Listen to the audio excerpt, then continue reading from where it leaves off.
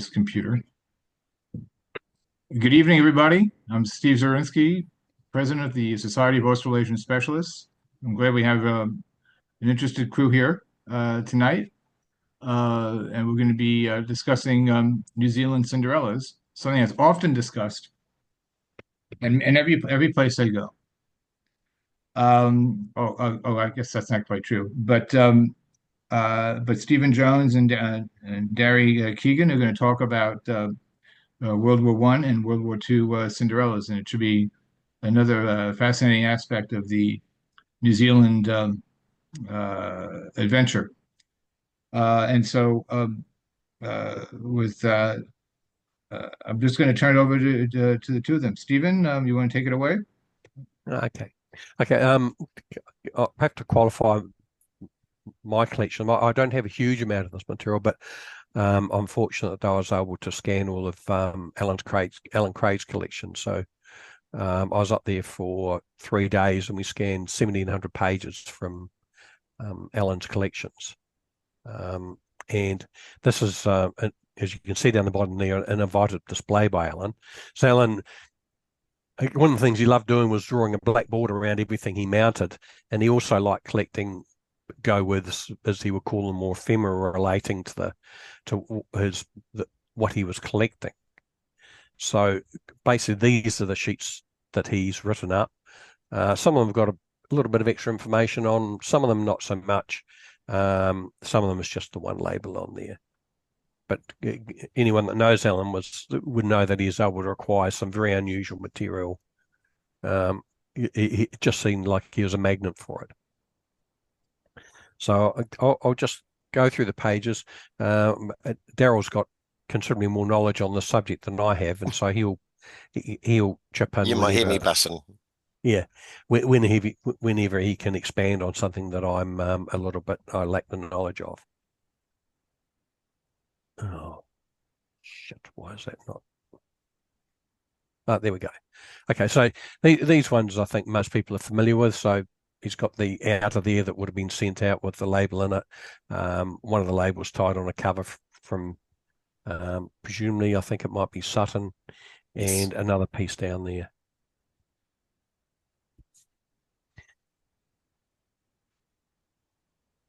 And the Wounded Soldiers Fund, plus a label. I think it's Australian, isn't it, Darryl? The Gabatiki. Yes, but also used in both countries. Oh, yeah. Okay, so he's got one. The label he's got has been tied to a cover, which is always good. So Alan didn't really like pages with lots of white on, so he's grabbed a silk on there just to augment it a bit and pad it out. Now you've got the Greymouth and District Wounded Soldiers Funds, some mint copies there, a dated copy, which, as near as I can gather, is fairly unusual. That's probably the only one I've seen. And then another one down there showing the basis of the design from the Auckland Wounded Fund, Provincial Wounded Fund.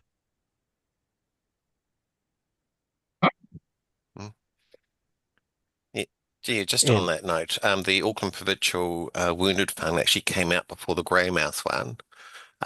And also with the Auckland Provincial Wounded Fund, there's actually 4 different types that were produced from different plates and all that. So the first one is actually quite blurry, and they're printed by the Brett Printing Company.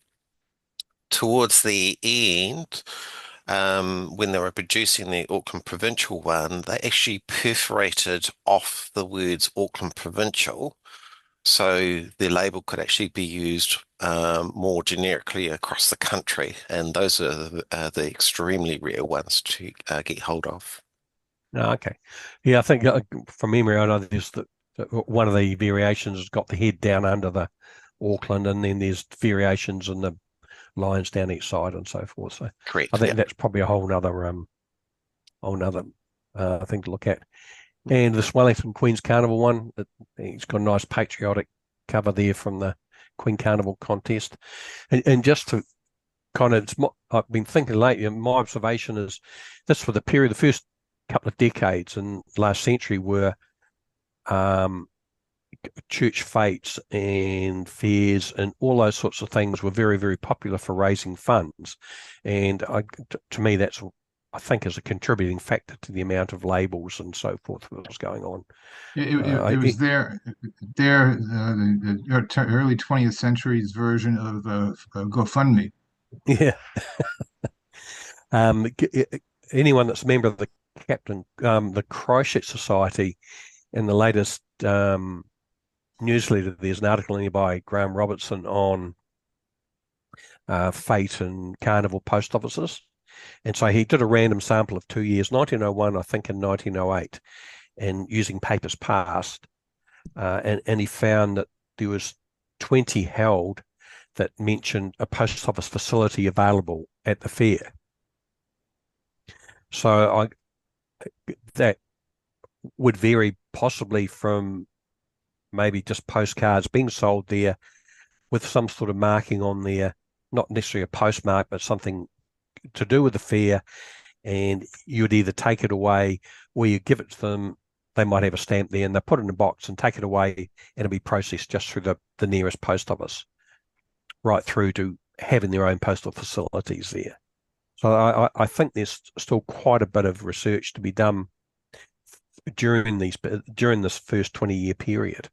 I've picked up a few items.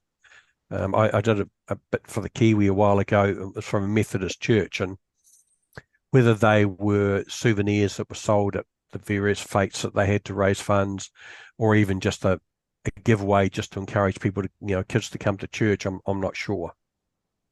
They're not, from what I call, dated, so it was difficult to tie them in with any specific event.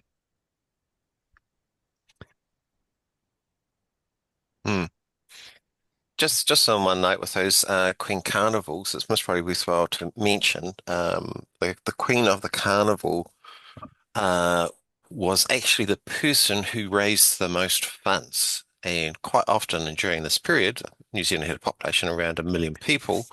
It was the females that were leading the fundraising themselves. So quite All right. often you see that, and hence why you always see it, the Queen's Carnival Yeah. being mentioned. Poverty Bay Wounded Soldier War Seal.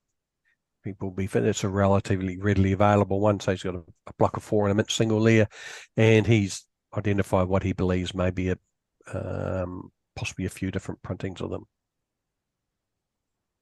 Alan had the advantage. Well, Alan usually accumulated a lot of some of these things, and he was able to kind of make supposition or surmise about the printing of them or the availability of them from, just having the quantity to look through. And he was also very methodical and with his approach. So Mount Eden Soldiers Memorial, a couple of the circular ones from the Wanganui Patriotic Society, and the Dunedin Patriot Apple Show, which I believe was based on the Saginaw, a show in Saginaw. Must have been around about the same time. No, it's actually Spokane. Oh, Spokane. Spokane, Yeah. yeah, Spokane had Apple shows and all that. And the previous year, there was a label that they produced, which is very similar in design, especially with the main character, and which was believed that this is what was based on that. Oh, okay. Yep. And so this is a typical example from one of Alan's pages, the material on there and a black frame around it. Tuckamurra Bay Sports. Put it up. He didn't like white on the page, too much white, so he's acquired 3 copies. He's mounted all 3, so that's quite likely all the 3 copies that he's owned. Yeah, and the Waikanae Beach there with a couple with postmarks on. just on that note with the Tuckamurra Bay, the vessel that you do see there is actually the hospital ship Mohino, which is one of 2 hospital ships that was funded publicly. And that was used during World War One. The Marama was the other one, which is easily identifiable because it only has a single funnel itself. But the Mahino was actually used on the Trans-Pacific routes between New Zealand, Australia, and North America, So you can quite often find this ship on different postcards as well. Right. So is that where the funding from this particular seal would have gone, do you think, Yes. for funding those? Oh, yeah. Yep. What was interesting after World War One, when they were decommissioning the hospital ships, all the equipment on the Mahina went to the South Island, and the equipment on the Marama went to the North Island hospitals itself. So nothing was wasted back then. And Southern Memorial, clearly a scarce Cinderella. He's just got the single copy of it. And this is an example of a postcard that he's used as a go with. So you've got the Otago Queen Carnival coronation. I don't think that's a terribly scarce. Well, I've got a copy of it, so it can't be terribly scarce. Mm-hmm. So some of the supporting information, I would have thought there would be a lot more of it around, but you very rarely see any ephemera to go with it. And I think it's a really interesting field to collect. A Manawatu Wounded Soldiers Fund. So some of the labels there are cut out from some of the mail out from the committee, and a seamers marking on an Awapuni military camp postcard, or postcard from the camp. Do you know what the seams is, Daryl? I think I've read it somewhere. The seams, CEMS, on the cross there. I think I've read it somewhere. I just don't recall off the top of my head. And some more. A complete envelope there, and a pass to let's say a 4 privilege pass. Oh, must be for the train, for the picture theatres. Oh, Cozy Palace and every day. So that's 1919. So these societies keep running on afterwards, and I'm presuming that they'll be raising money for the equivalent of whatever the RSA was then, I think. So it's just another way of helping the returned soldiers. And initially he thought it was the Otago, then Dunedin, and he's also got that great postcard there showing the different queens that were put in by various organisations. Down the bottom, voting positions shown daily at the triangle. So there must have been some meeting point, possibly during the carnival itself. I'm not sure how long they stretch over, whether it was a day or over a week, and with different events associated with it.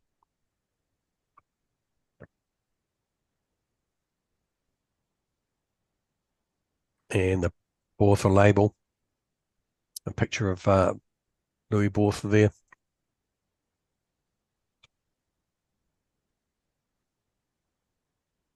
The Rifle Brigade. You see a few of those round, often just loose labels. You've got one on the cover there, and another looks like printed cover, a different one from any that I've seen.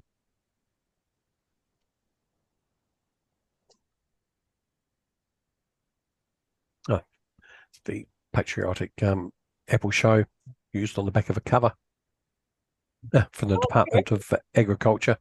Mm-hmm. And Red Triangle Day. I think these are reasonably difficult to find, aren't they, Daryl? Yes, they are difficult to find. But the red triangle, you quite often see mention of the red triangle on different wartime postcards of New Zealand itself. And I believe they also produce some postcards too. Yeah. So what? Would these labels be sold? There's no value on them, so are they given away as for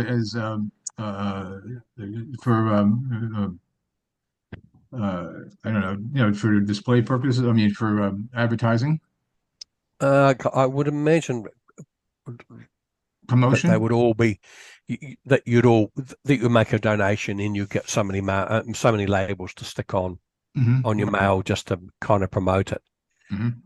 So the one up on the right, he's got facsimile on there, so he's probably scanned the one on the envelope there, cropped it, and mounted it up there just to just to have it as a display out. And YMCA coupon, and another pamphlet there, or a pamphlet there, advertising or promoting it. Red triangle publication down the bottom. That must have been like a branding that they would have used through this period. What does bakshi mean? Free.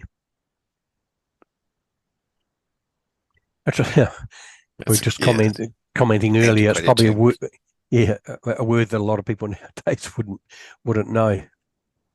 Just to digress slightly, when I was young, my old man used to say, if describing someone that was lazy, that they wouldn't work and wouldn't breathe in an iron lung. So I don't think many people would, many young people now would know what that was. And it's one of a series of labels there, which apparently were seen to have been produced and used in other countries. There's Alan's written there, is this label New Zealand? So whether the New Zealand ones have got something on them to indicate they are New Zealand, or the fact that they're a different print, they're clearly different from the other three on there, I couldn't say. Are you able to expand on that, Darryl, at all? From my understanding that they are New Zealand based, I have actually seen them on covers used in New Zealand. So, yeah.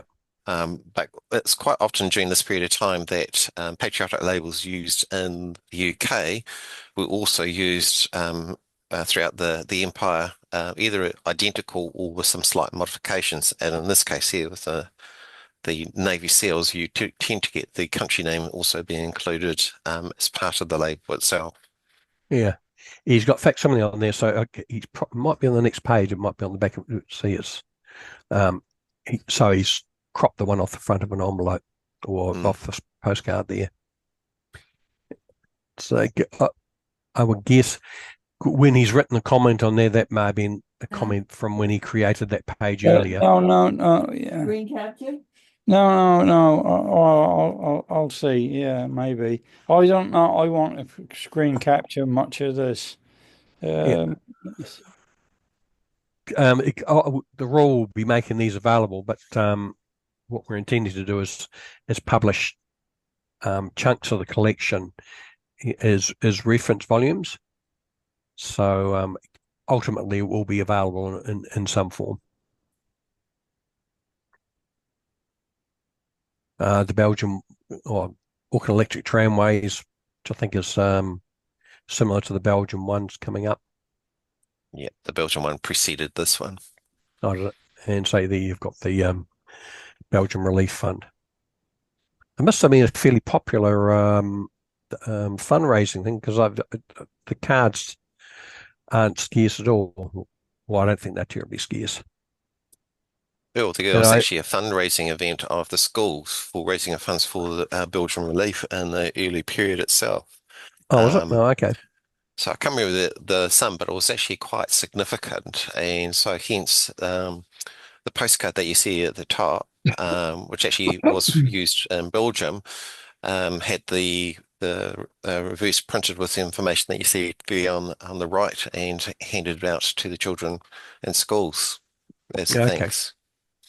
Yeah, I've seen a letter. Well, I've got a copy of a letter that was sent from someone representing the family or the entity that was receiving the funds, saying that they were grateful that the company or whoever it was wished to raise funds on their behalf. And crumb card again for the Belgium relief. Well, it's quite early. You see the card down the bottom is dated November 1914, so that must have started fairly early in the war.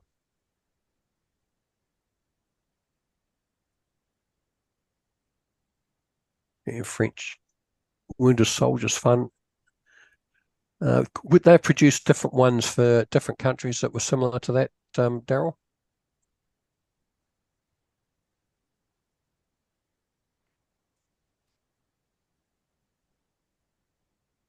Oh, the official stamp of the French Red Cross.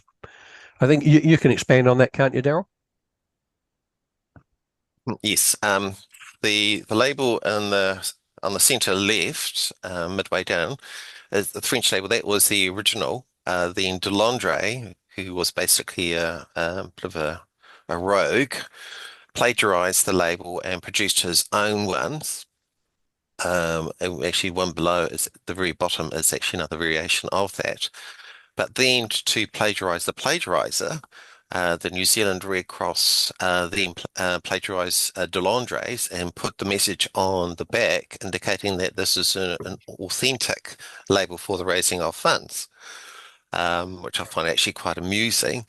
And you can find that text on the back printed in blue as well.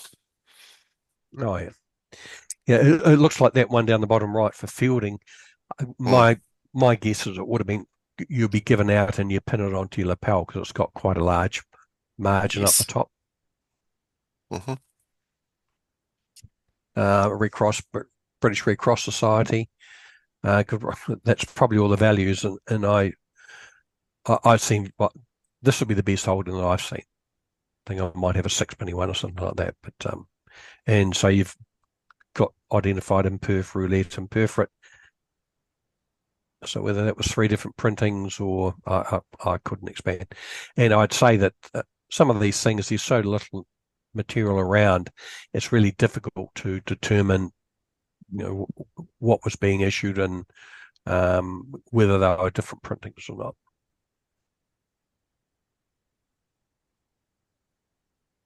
The Public Services Queen Carnival. Wow. And label on the back. That's may well be the only one. What's the only one I've seen? It may well be the only one known to collectors. A nice block of 4 there with the postmark on.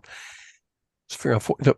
The example I've got is on the penny halfpenny black, so it's the postmark gets lost in it.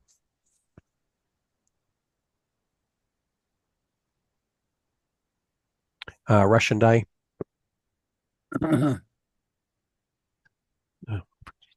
Sorry if it's coming through on your screens. I think, and we were talking, Darren and I were talking about, I think some of these possibly had, the circular ones would have had a piece of paper coming up to allow people to pin them to their jacket lapel or something, if they were promoting them in the street. So you got an official seller down there.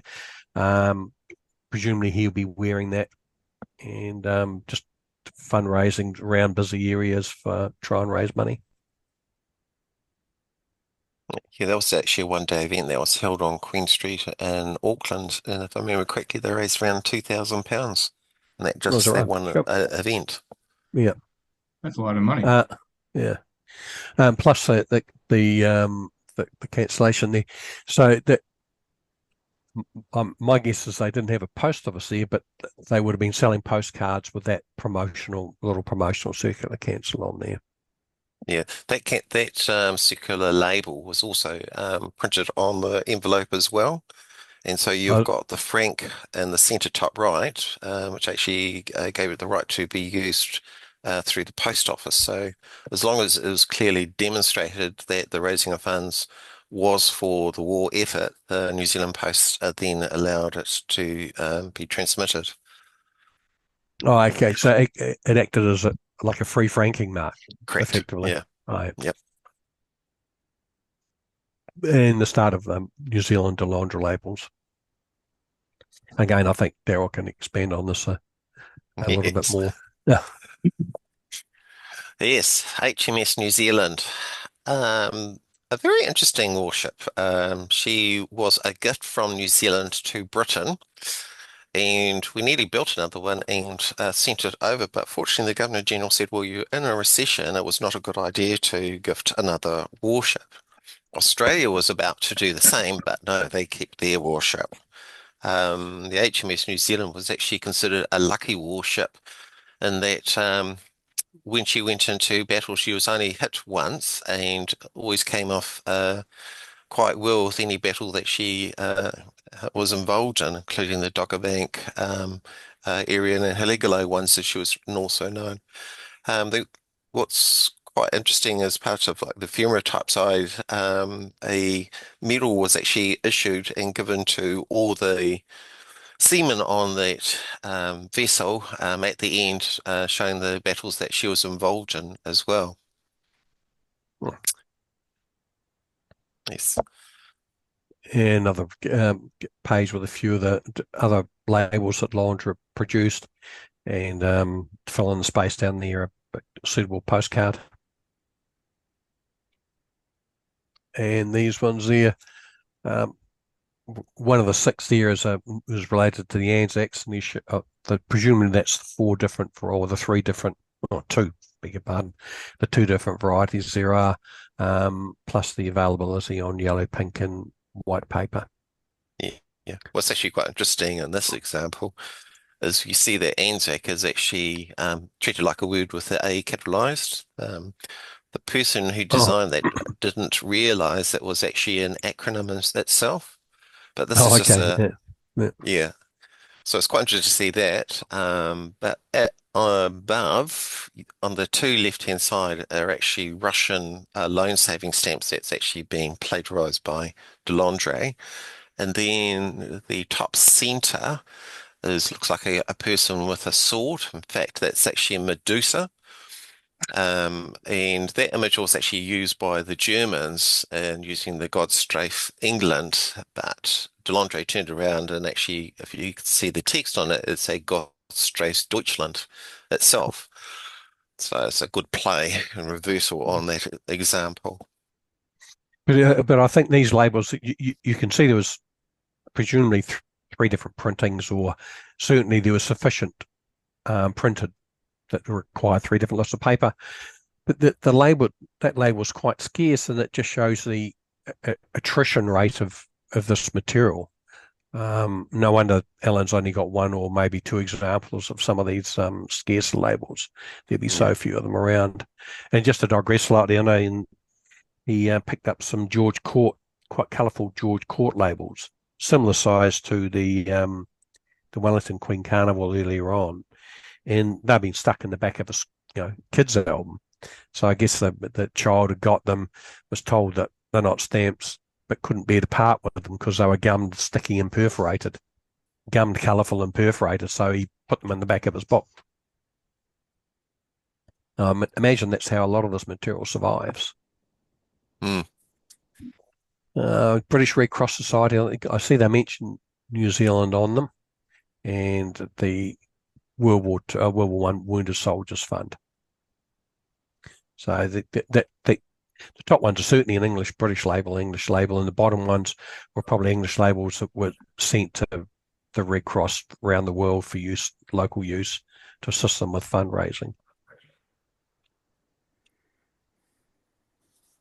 Some covers there. That possibly there's no Cinderellas for those, but it all falls under this sort of into this field. And I recall a name, Oswald Stoll. Mm-hmm.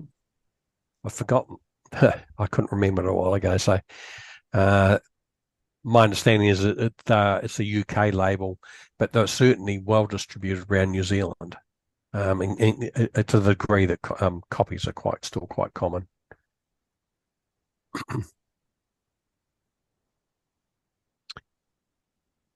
And labels here and a picture of the building from the Soldiers Club in the UK. My understanding is that Jim Brodie did a lot of work on these, and he, back in the 60s, was able to, I'm not sure, get a lot of supporting information from somewhere in the UK, and presumably a quantity of the labels as well. They've been written about in other publications, but I just don't recall where.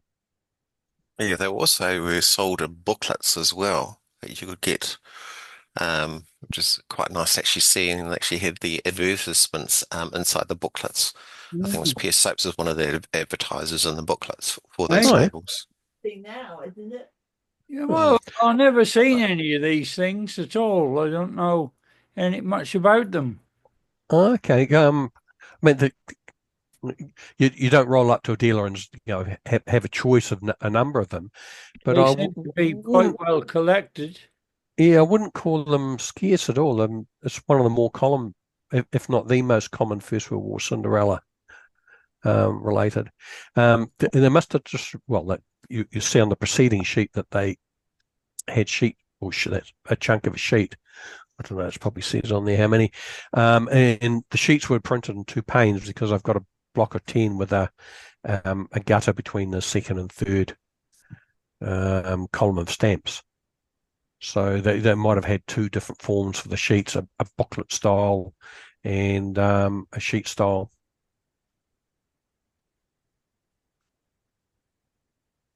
Some more of the Delandre labels. And so Alan's done a bit of work down there identifying different variations or varieties. Alan loved doing tables for things. He was right into that. And so all that previous material was what he'd written up and mounted. And what I also did was scan some of the things that were relevant and that weren't too messy, that you could present. It's the Waikato West Industrial Exhibition. I've got a bit of postal stationery with that same marking on the back of it. And those are the only 2 examples that I've seen so far. I'm guessing that the other side was something to do with the show. Okay, so that copy there, that was the one that he'd brought forward. He must have got that label and then acquired the postcard with the different queens in it. So he's put a scan of that one on there, and he's got these other 2 down the bottom to help repatriation by peace bonds.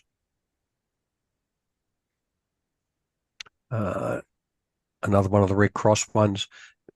I think this is fairly clear that it's one of the lapel badges. And that's it. Alan also had a bit of other material, but it wasn't mounted. It was just sitting in stock books, and he hadn't got round to writing it up, unfortunately. So, yeah.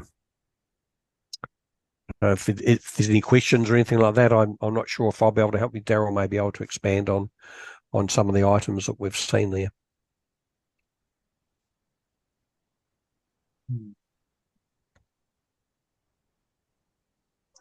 It's all unusual, even the common stuff. Well, it isn't. Aside from the stole labels, most of it is scarce to incredibly rare. And probably the Southall label would be the toughest one, and the Wellington Queen's Carnival. Aside from Alan's one, and I believe Darryl's got one, I haven't seen the other examples. I'm sure they're out there, and I probably have seen them. I don't recall, but it's not like there's you could ring up David or Willie Carson or Don White and say, it's time I bought one of these. Send one to me. You might wait a few years before you'll see one coming up in an auction. I'll just share my screen just referring to the disabled service screen. Let's get right. So here you should be able to see a booklet. This one. 15 more seal. Shilling for a booklet. The other one that Stephen was talking about was the Apple stamp itself from Spokane. Let me just see if I can find that quickly.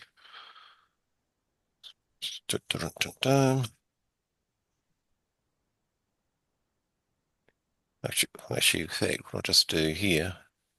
The other thing that was also done, which wasn't actually in New Zealand, but did include New Zealanders, was the Lord Roberts Memorial.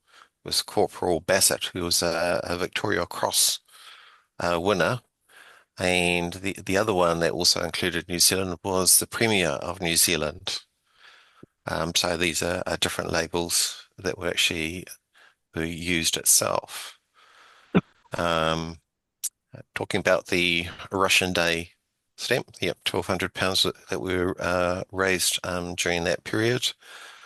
And this gives you the idea, gives you a good idea of what the Spokane label looks like versus the New Zealand one. So obviously it came out in 1916 versus the one that came out for Dunedin a year later in 1917. So there, it's a really fascinating area to explore. The problem is it's more by good luck that you come across some of this material because it is extremely sparse at best. And how would somebody have it in stock? I mean, is it just sitting and someone says, "Oh, I have something you'd be interested in this," or is it just sort of sitting in You, someone's bin and you have to discover it? what I typically do is just let the dealers know what I'm interested in. Hopefully they Mhm. remember what I like to hunt out for. And sometimes they'll get in contact with you, say something's come through. It's like this is an example of one.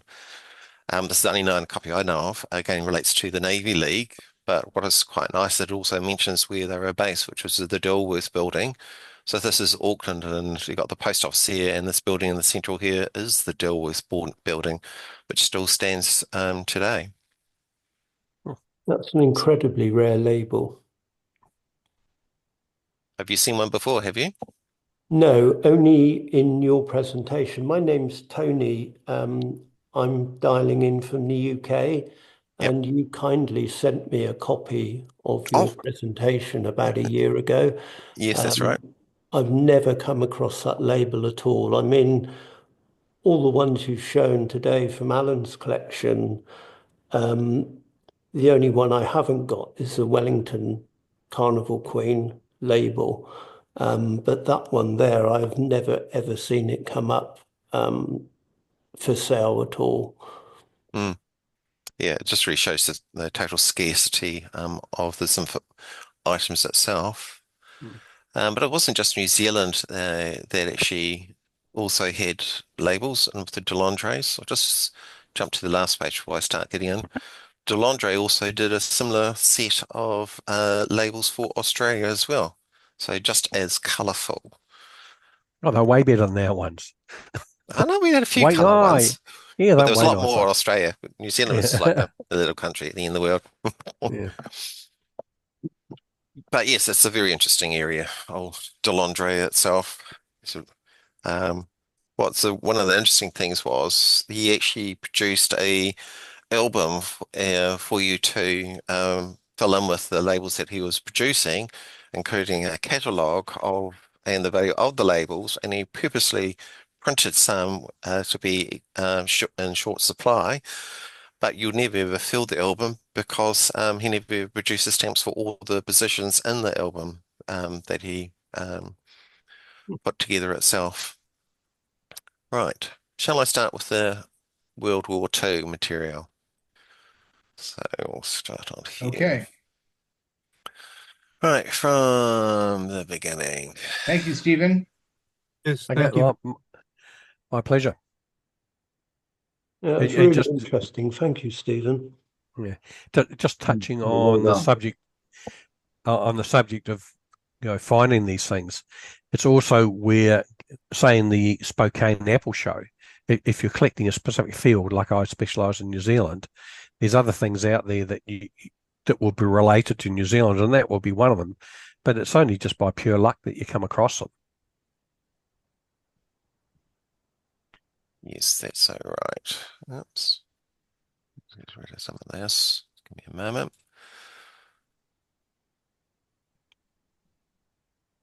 There were rocket mails fired from the Mahino when it got wrecked on Fraser Island. So you can go to Australia and look at some of the early rocket mail from the wreck of the Mahino, and the Mahino wreck is still there on Fraser Island.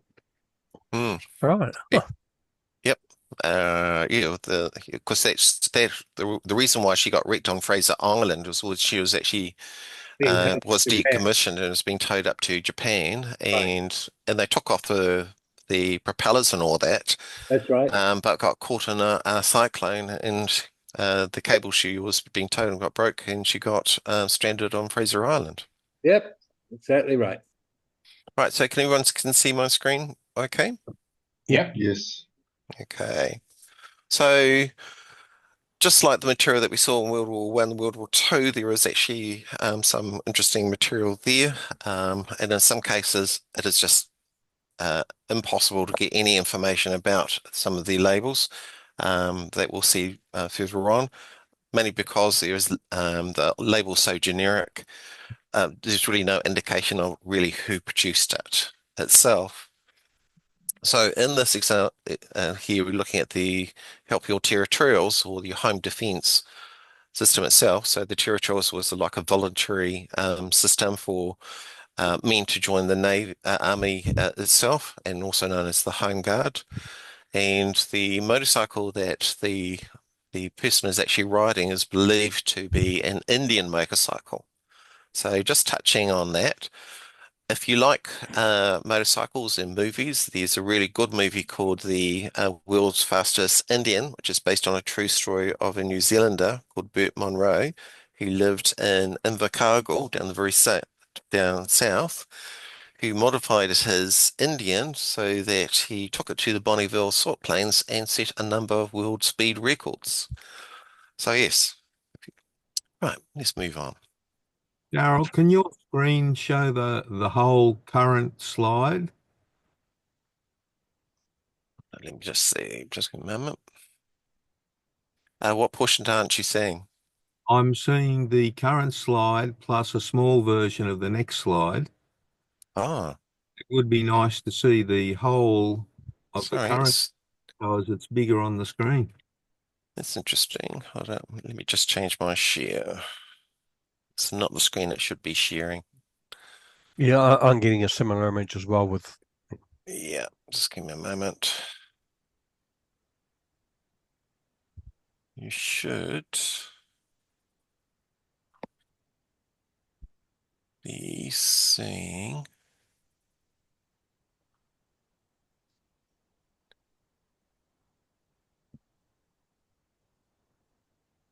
Should put this here. Screen one. Share that.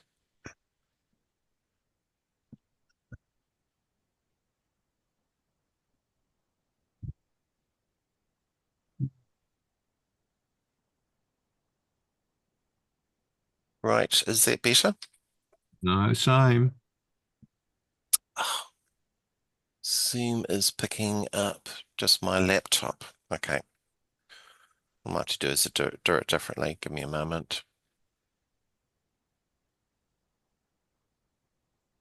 Just have to show it just through PowerPoint then.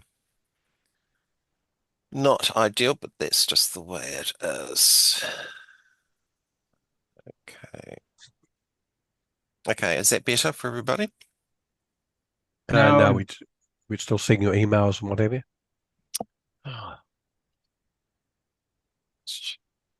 Okay, we might be making progress here. Hold up. Screen one.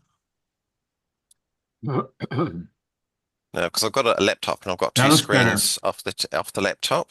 So obviously Zoom doesn't recognize the two screens. Right, so I'm actually just going to be running this straight from PowerPoint. So PowerPoint. right, yeah, PowerPoint. Right. Anyway, so here next is a couple of additional labels here. The Soldiers Comfort Fund, which I find is quite interesting, is Xmas 1939.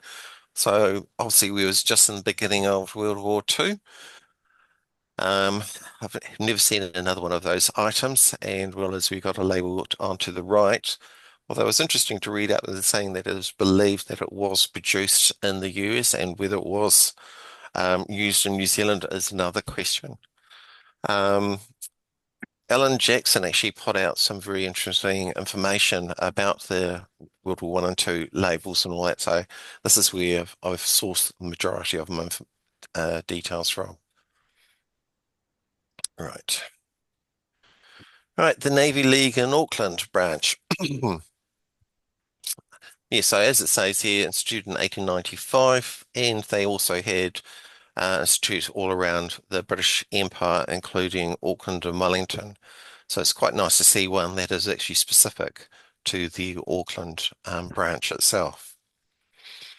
Like Alan Craig, I like to try and get the different types of ephemera that relate to the labels. And I think it just actually builds up more of a story of the background information. Support your provincial appeal. So here we've got a typical one poking fun at Hitler, saying about helping him to lick him. It was thought that the top one here was actually produced in Canada, but it's now strongly believed that it actually was produced in New Zealand, while the bottom one is definitely produced in Canada itself. The National Patriotic Fund was an organisation for raising of funds with its main aim for creating for the supply of comforts and recreations of families. When these miniature sheets were produced, this is effectively in 1940, it actually has at the bottom saying not to be used as postage and used before the 31st of March 1940 and unperforated owing to the pressure of time. So obviously someone managed to get their hands on a few of these label sheets and got them perforated. So they're actually quite rare itself. So they're sold for 2.6 for 2 sheets. So it's a bit of coin for the items. And these were literally sent out in an envelope from the National Patriotic Fund.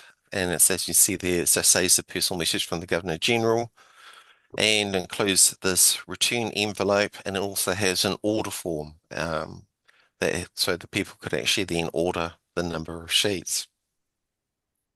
If you will click on the screen image in the lower right-hand corner, it should go to full screen, and we will not see the banners at the top. Just a moment. That's it? Yeah, that's the slideshow one. But that seems to jump to another screen.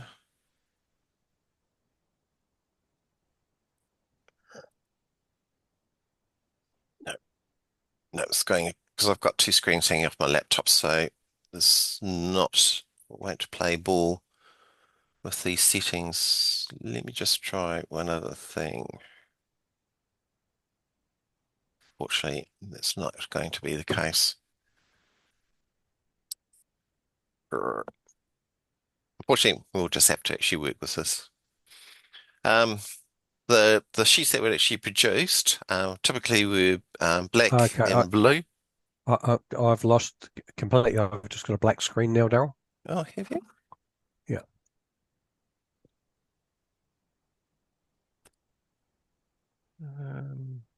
Well, that actually dropped the share.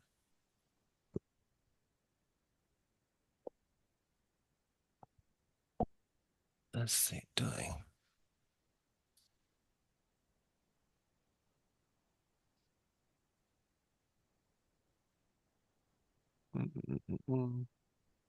You have to love technology when it works. I know. It drives you sometimes crazy. Application window. I'll do that instead. I was late because I was on the phone with tech support for help with my TurboTax, which has an error in it, I found out, which is why it wasn't working right for me. Mm-hmm. Okay, is that better? Yes. Yep. Okay. Anyway, they printed these sheets obviously in basically in black and blue and on multiple different colored papers. There was talk about actually having another design that was actually going to be produced, which never eventuated. So what they did, they basically substituted the black for the red, and again, across multiple different color papers. This issue is the scarcer version of those labels itself. All right. Again, moving on with the same theme. Again, with a patriotic labels itself. Again, we've got a tag there for the raising of funds, but it's nice seeing the imagery used on the label itself, actually used on the stationery from the organisation. So obviously their head office is there in the UK and being sent to Cairo, as well as you see here down the envelope on the right, being used from Wellington and Trentham, in fact.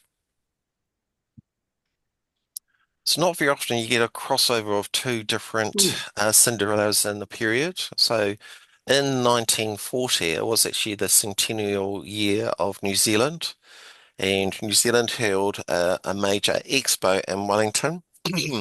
So here we get to see the label actually being used on the cover. So this is January of 1940, and on the reverse is the New Zealand Centennial label that was actually used. Now the location, as we can see here from the souvenir brochure, you can see it was a very substantial building. I believe it was actually the largest wooden building in the Southern Hemisphere at that time. And after the expo finished, it then was then used by the army for the duration of the war, at which point it then was pulled down. Right. The Red Cross and St. John's appeal for the sick, wounded and distress fund. Again, another fundraising. What was quite often done is that different advertising for raising of funds or even photographs were sent out through the different locations, including post office, and hung up on the notice boards. In this case here, the aim for the raising of £250,000. However, this sort of ran foul of the officials because they saw that the imagery used for this, the raising of funds, was detrimental to the citizens' morale. So they were asked to remove that imagery during the campaign itself. Just to give you a better view of those items. Right. Like some of the different Cinderellas, you just can't get any information about it of who or when some of these items were produced. And as we can see here, the Red Cross Depot in Auckland, obviously still relating to the same campaign. We can see there in the Red Cross itself. To the right, we've got a season's greeting, obviously from the 2nd New Zealand Expeditionary Force and the ambulance field itself. One of the nice things that you do sometimes stumble across, and sometimes it makes you wince when you get asked or told the price of them, is in this case here is a booklet that actually is produced by the Red Cross and St. John's for the raising of funds, a shilling itself, which contained 12 postage stamps, and it's indicating that this is actually the first series. But when you open it up, you get to see the full miniature sheet, which I fortunately was able to get when I brought the booklet, made up of two different sets of images in landscape and portrait. If we just go down to the next page, that cover off a number of different topics. I've not yet to see this special poster stamp album that it is actually being referred to. So possibly one day, you just never know, that one might show up. That must be quite a large booklet. It's about A5 size. That's fantastic to see that. I've never seen the booklet before. I've seen the sheet. I mean, I haven't got it, but that's fantastic to see it in the booklet. Yeah. Yes. I thought the image of the full sheet in the booklet, is that reduced, is it? Because I thought the labels were... No, that's basically the size of the sheet in the booklet. It effectively took up the whole contents itself. No. So yes. So there's actually a bit of a personal link. In fact, Florence Nightingale is my 6 times great aunt.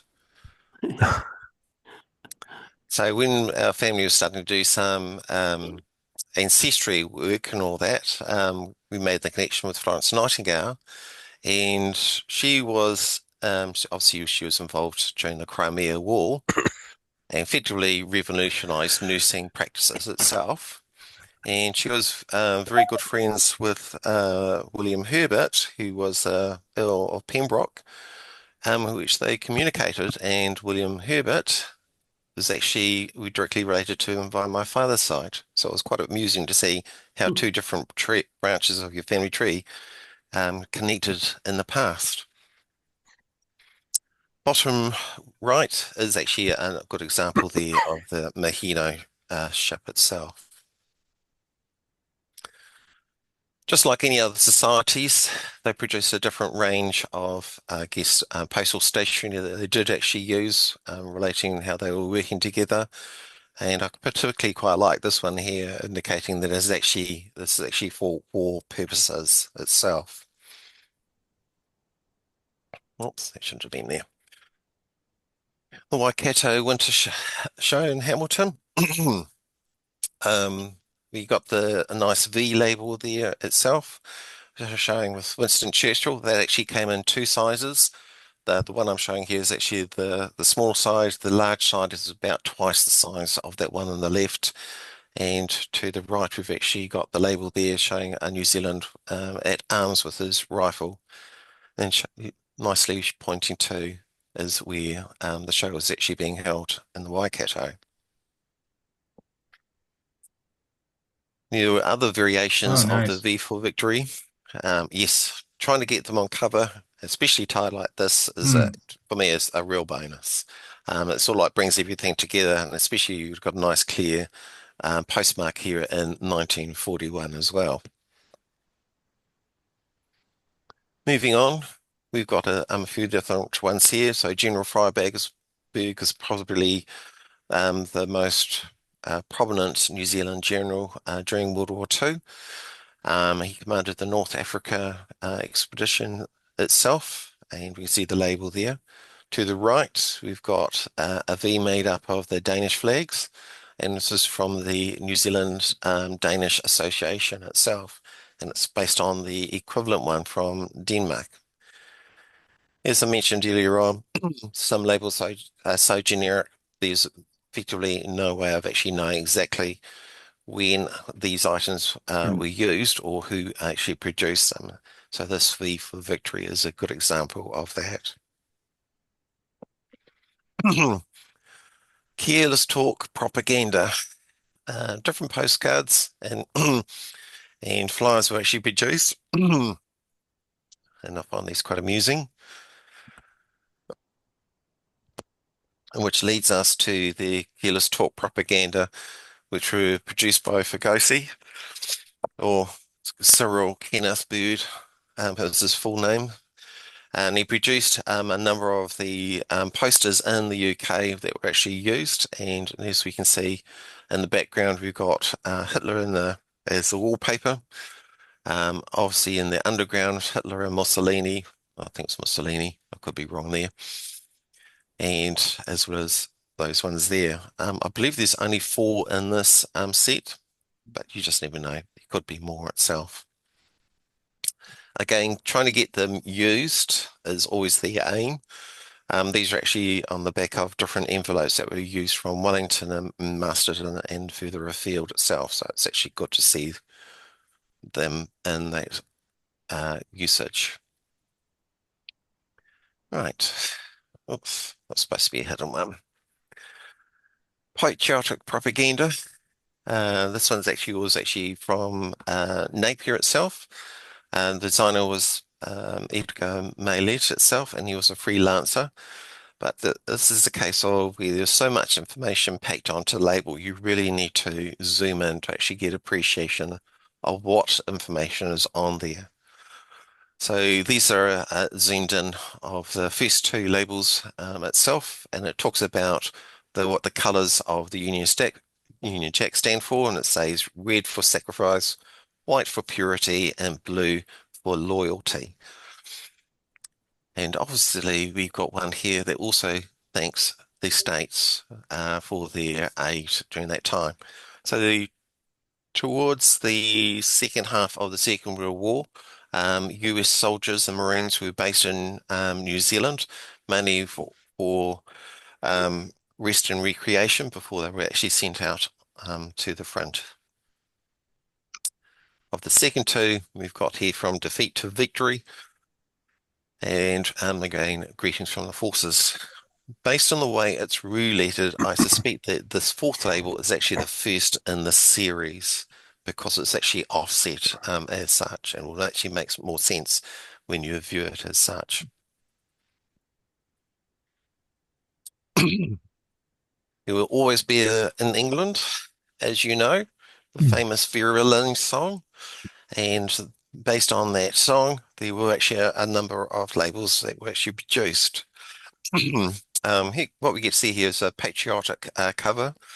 So there was a patriotic clubs that were based here in Christchurch that were effectively a branch from the American equivalent, which they communicated and sent different patriotic covers between the different members. And it was this cover here that caught my attention. I was just wondering where that what's it come from, whether it was actually English or not. And then I stumbled across a group of others.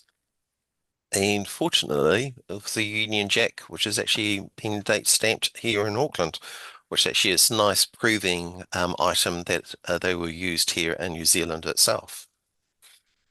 As to whether this is a full set, I suspect it's not, because I can see a gap there, but all the different dimensions seem to relate, and makes you wonder if they actually came from a booklet itself. As to Vera Lynn's song, very, very popular. And as we note here, when it first came out, it sold over 200,000 copies in the sheet music at that time. Based on a similar theme, there are different strip Cinderellas, I guess you can call it, still that. Nicely used there. And again, we get to see one here used on another patriotic cover. I believe this label at the bottom left-hand side is actually Canadian in origin itself. The National Savings Bond, obviously the government was always looking to raise funds itself, so obviously the different bonds that were actually produced. And to go with the bonds, they also produced a set of different labels, excuse me, as well as they went along. So the first one was the Bomber Bond, and the labels are relatively straightforward. Well, they are scarce, but you can get hold of them. But to get them actually used in situ on, in this case, the savings bond is even quite a difficult task, especially a high value bond like this. But it helps you to link it to when they were actually in use, in this case, here in 1942. Well, the other three came out in subsequent issues right up to 1945. So it is a good way to confirm when they were produced. Like most materials, it wasn't meant to be saved, so sometimes you just got to accept the condition that some of the items that you do find them in. Not only that, there was also the promoting of the National Savings Bond. So these seals here were used by the post office as part of the closing up of the telegrams that were used during that time. So not the value of those labels itself, but it was just promotional. Oops, just got speak through. Again, the National Savings Movement got here saying, let your savings fight. And again, nice usage there from the National Savings Office in Wellington itself. These must all be very common because you have so many. Well, let's say about 40 years worth of just keeping an eye out. They do build up over a period of time, as you know. Yep. So again, another one from the same group. The Lend to Defend, this label on the left-hand side actually was also produced with the colours inverted, i.e. red and versus blue itself. They also produced a label for the national savings stamps, and you had this nice little booklet that you can actually fill in. Huh? And we can see a couple of those labels that have been affixed. And I once you've don't got up know. to a certain amount, How you can much? then actually claim, in this case here, a 5 shilling savings certificate itself. No, there's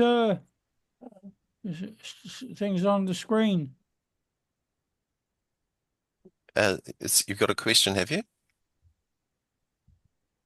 I muted somebody because Okay. I don't think they were talking to us. I didn't think. Okay. I call this one my curiosity, an unusual usage of the national savings stamps. So the cover says is a cover to commemorate the second front opening opened between the 6th and the 8 a.m. in the morning of the 6th of June 1944 on the coast of France. So obviously we're talking about D-Day here.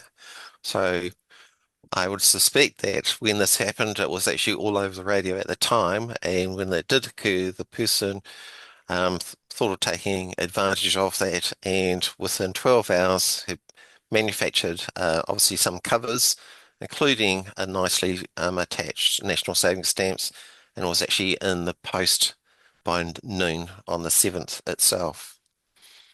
Yeah, the chap Anderson has done other covers. Yep. Oh, okay. Right.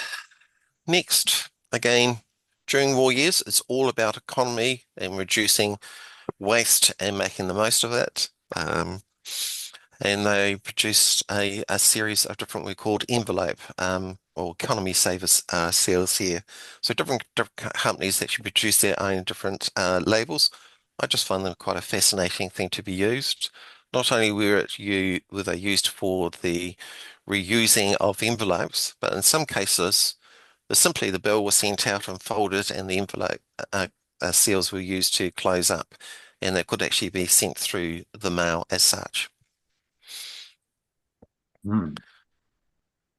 Not only that, the government got involved, and what we can see here, I'll just drag that to one side.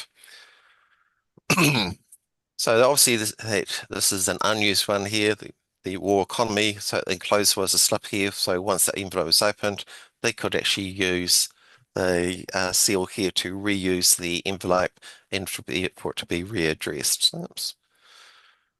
And obviously a nice clear example saying that this envelope is doing war service. So technically not a Cinderella, but I just find them quite interesting itself. The Anzac Club in New York.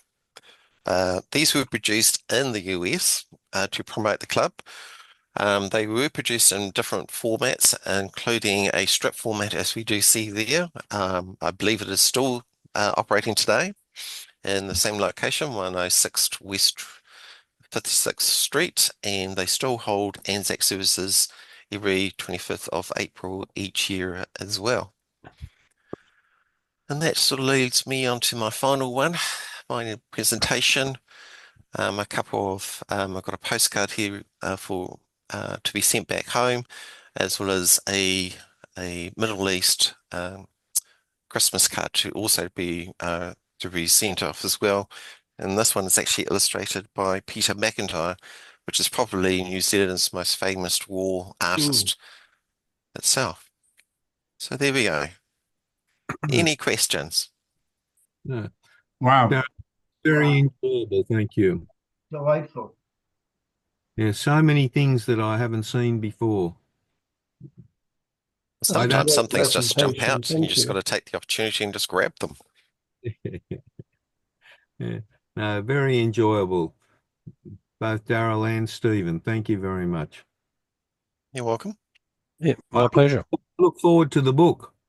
Terrific.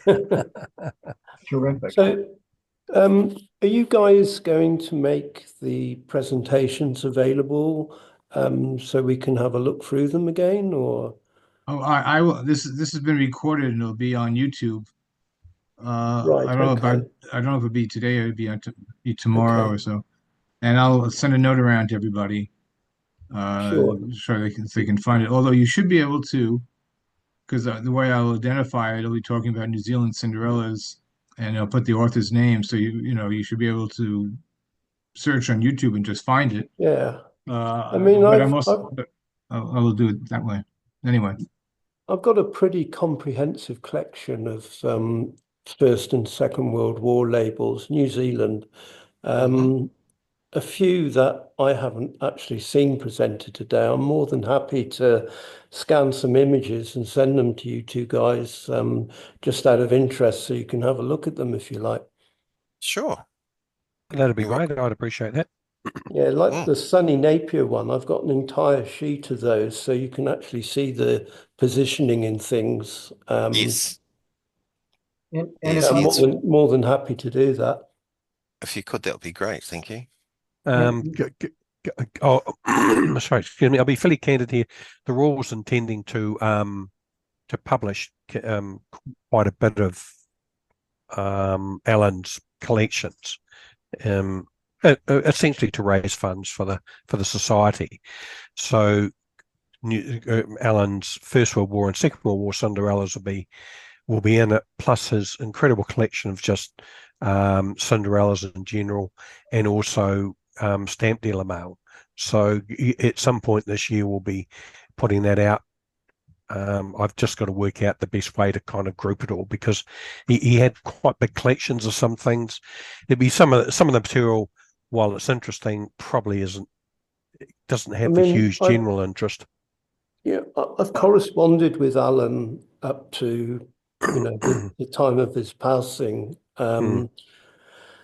and he was really generous with his information, and he was an absolute mine of information. And I bought a number of labels from him over the years that I've never ever seen before. And I've spoken to Kirsten, his daughter, over, well, mostly last year. I haven't heard from her for a while, but what she wanted to do was actually publish his material, if you like, as a guide, so people like ourselves who collect these labels could actually see the examples of what he had in his collection, which I think would be incredibly useful.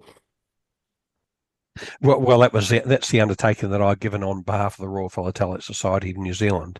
So we spent, I think, 3 days scanning all the sheets of mounted material that were mounted kind of reasonably coherent collections, and that got the bulk of the material that Alan had.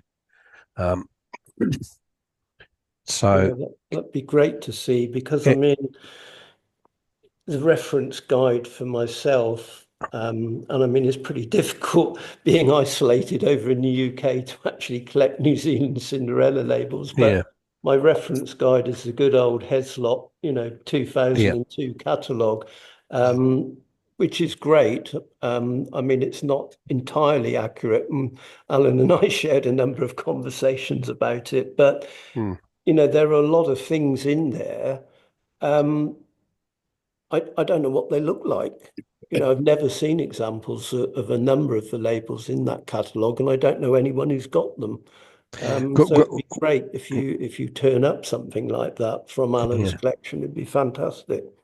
Well, just to expand on that, I mean, Alan, I used to stay with Alan regularly, and what the publications won't have will be Alan's kind of blow by blow about it. I mean, he was always fascinating to talk to and what have you. And touching on the labels, there was plenty of labels that I personally had never seen examples of, and that Alan believed he had the only copy of. So I'm hoping it'll be well received.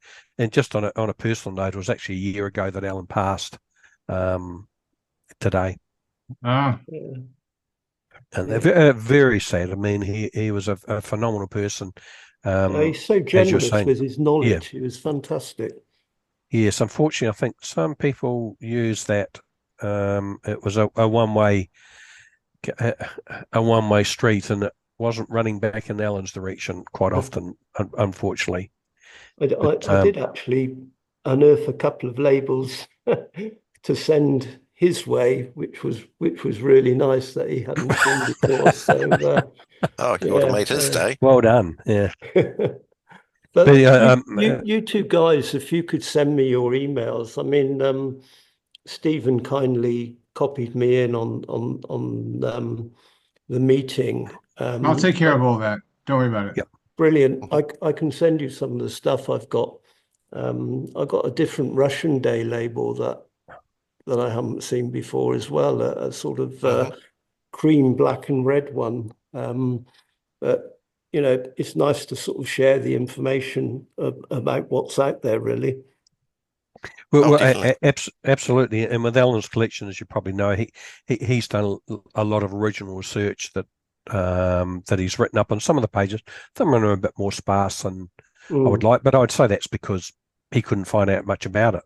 But other ones, he's done a considerable amount of research, written them up in his own kind of special way, which I like. I mean, it's a real collector's collection. It's not something that's done specifically for an exhibit, and that's not a criticism of that. But it just you get a feeling of how often of how Alan collected and the way he approached things. And I would say he was one of the significant philatelists of the last generation. Absolutely, without a doubt. He was interested in lots of copies of everything, and that way if you had lots of copies, you could decide what the differences are. You know, then you could start to pick it all apart. Well, that's right. In two issues. One, with the railway charges especially, I mean, the basic set's broken down into 3 different perforations, but he had sufficient examples to show that the later printings in the 30s and 40s were printed on different paper and how they actually printed a decreasing amount of values. And with his research he did on the railway's newspapers, positioning the constant floors and showing if they were stereo constant or sheet constant. You just need a lot of stamps to do that. Yeah. It gives you a reason to have a pile full of stuff in the closet. That's right. You don't need much justification as far as I'm concerned, but okay. No. It helped being a stamp also being a stamp dealer helped as well. Of course, he could. Hey, a lot of material flows by his desk. Yeah. So. Well, thank you ever so much, you guys. It was incredibly interesting, and it's great to see some new stuff. If I may I join the fun here? May I introduce myself, because I have actually emailed a few of you, and I've never actually seen you in person. Stephen Jones, I'm not sure what you look like. I assume you're a handsome, distinguished gentleman. I don't think that last part is accurate. Okay, whatever. I'm Scott Holmberg, and I live in Atlanta, Georgia, and I've been collecting for a few decades now. I was really anticipating this because I thought I was the only one that was really collecting New Zealand Cinderellas. I did put together a few pieces that would only take a few minutes for me to show you, more as a way to stimulate cross collaboration and, emailing back and forth and showing what we have. Not to make any, those presentations were great. Unfortunately, I missed a lot of the World War I, and I look forward to some other venue. Minute or two. Yeah, see, you're exactly, I'm sorry, excuse me? Start to show items. Okay. Yeah, let me upload them quick. Let me show them. Okay, that'll be good. And don't worry, Scott. By the way, hello, Stephen. Oh, hi. Yeah, I know. Well, I've actually seen you in a previous one. Okay. But I'll send everybody. Everybody's going to have the video. It'll be uploaded perhaps tonight, maybe not tomorrow. So it'll all be there, so you'll be able to see the things you missed before. And Tony, don't forget to give me your email address, okay? Sure. To email it to me later. I don't want to do it. I don't want anyone giving email addresses on this thing. Okay. Okay. On purpose for that, because I'm going to publish it, and not. I don't want it. I don't want that information public. Can you all see that? Yep. Yep. Okay. So I'm going to go through these rapidly. I mean, you all know this. I just wanted to show a couple. Someone said it's so hard to find this stuff on cover or used.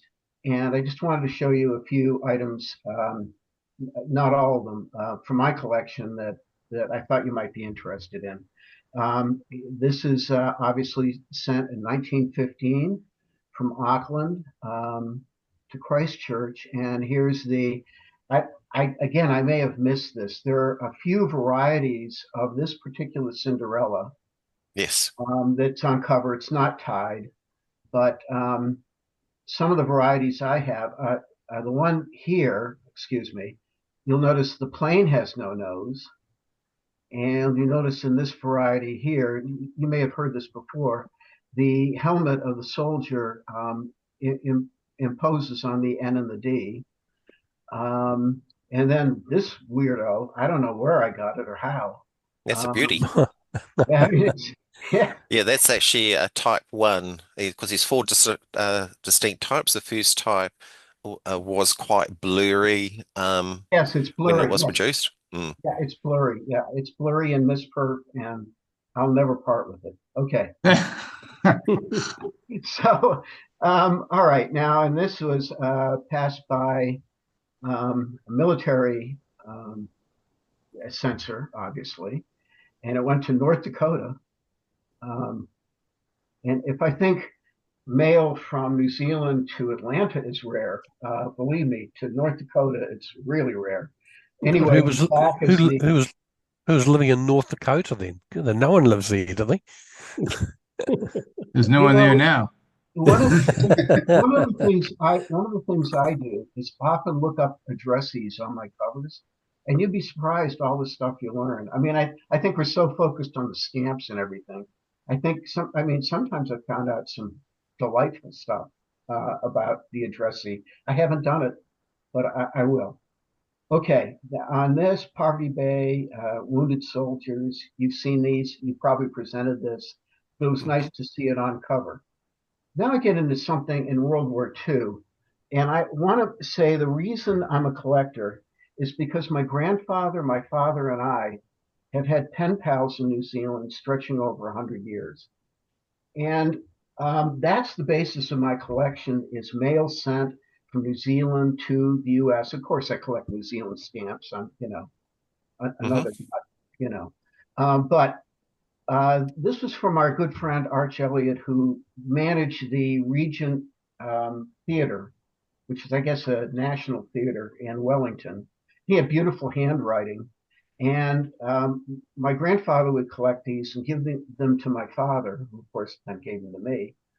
And this was sent in April of 1942. And I wanted to show it because... Yeah, good one. Isn't that delightful?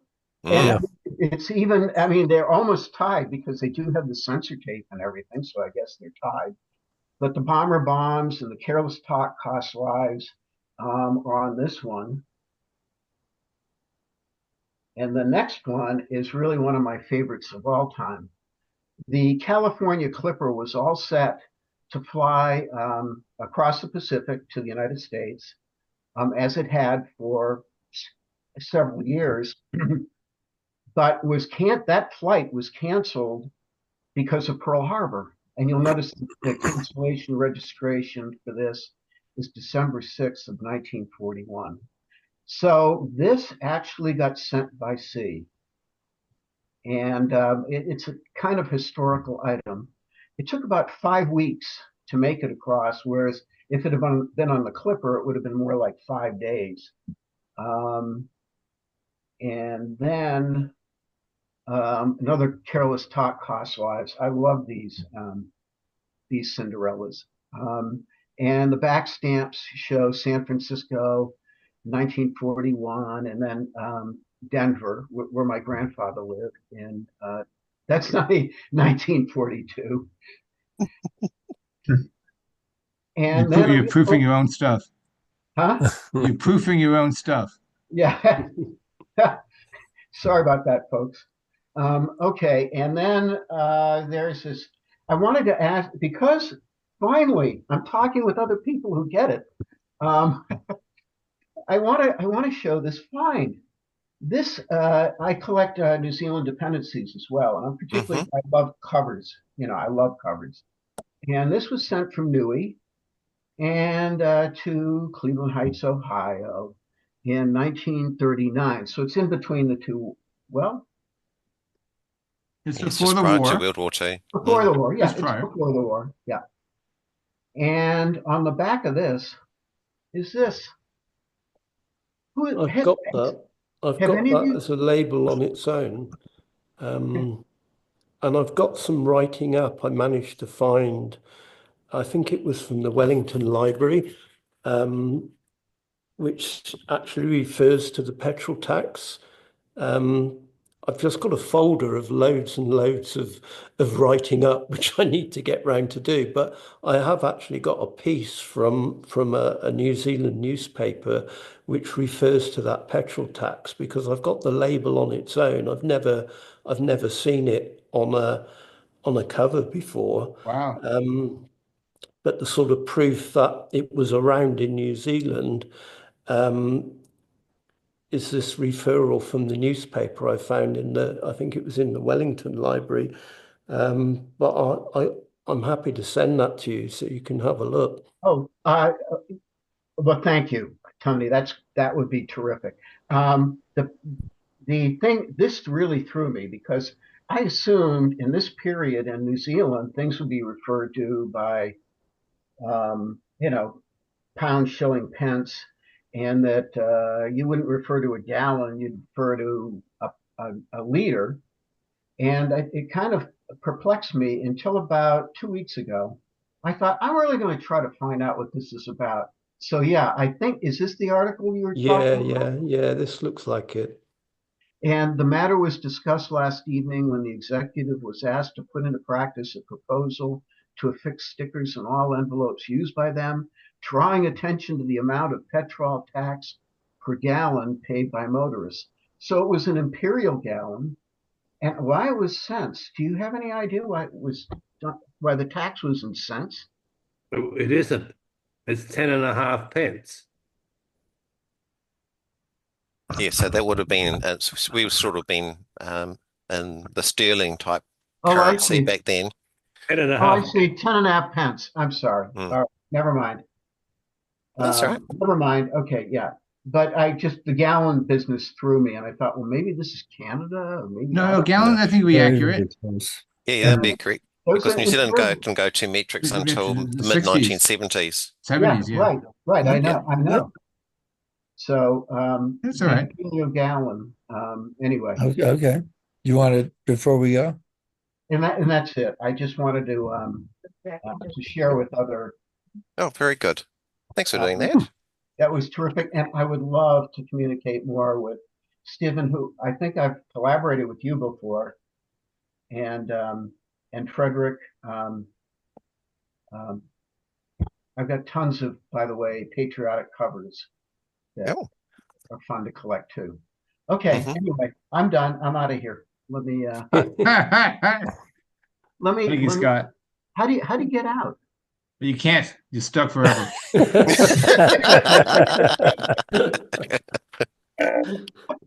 Okay, Stephen Jones signing off. Yeah. Thank you Okay. very much, guys. Thank you, Likewise. Stephen. Thank you, Good catching everybody. up with you all. Yeah. See you around. Bye. All right. Take care, everybody. Cheers. Thanks. Thanks, I Steve. have to go too, so thank you everyone and all the presenters, and thanks for organising this session. Thank you very much. See you later. All right. Let's go. Thanks. Cherry. Thank you, guys. I think Scott's still trying to get off. Yeah, I am. And we hold Zoom meetings in my local stamp club, and they're lively and they're fun. But we get to a certain point where we're no longer ever talking about stamps. And I call it Stamp Club After Hours. You know, the music comes on and the fedora hats and the cigarettes dangling out of the mouth. And so I don't know whether these degenerate into that or not. Well, we started off pretty as a bunch of degenerates to start with, you know. So it can't go too far downhill. Okay. Well, anyway, thank you. I really thank you so much, Stephen, for putting this together. I Oh, so sure. I so miss SASO. It was the best, newsletter, journal coming out. Well, I'm trying to bring it back, as you can see, and Yeah. I think this is a good medium to do so. And then ultimately, we'll get people writing, get the newsletter back up and running, and so forth. But it takes work, and I this I know. can do, Yeah. but it's hard for me to do it Alone. Yeah. alone. Exactly. I mean, I think there's some people interested, but I know, but it takes time. Yeah. Yeah. No, no, I'm not blaming. I'm thanking. Thank you, Steve, for organising that. It's great. Well, thank you. No problem. Thanks. No, I enjoy it. It's good fun. To me, each of these events is like an international exhibition, because how else are you going to get people from 3 continents to talk about Cinderellas? How's that going to happen? Yeah, it's fantastic, isn't it? Just so everybody knows, even though I've lost half the audience, the next presentation is on New Hebrides on April 3rd, New York time, at same time, 6 p.m. Eastern Daylight Time. Be on Richard Moss will be presenting on British Free Francs and on the 1977 provisional overprints, in case anyone's interested. No, thank you very much, Stephen, for organising these. Okay. Oh, sure. Hi, Tony. Thank you. Thanks, Steve. Okay. Thank Take you, care. everybody. Have a You all. safe night. Cheers. All right. Cheers.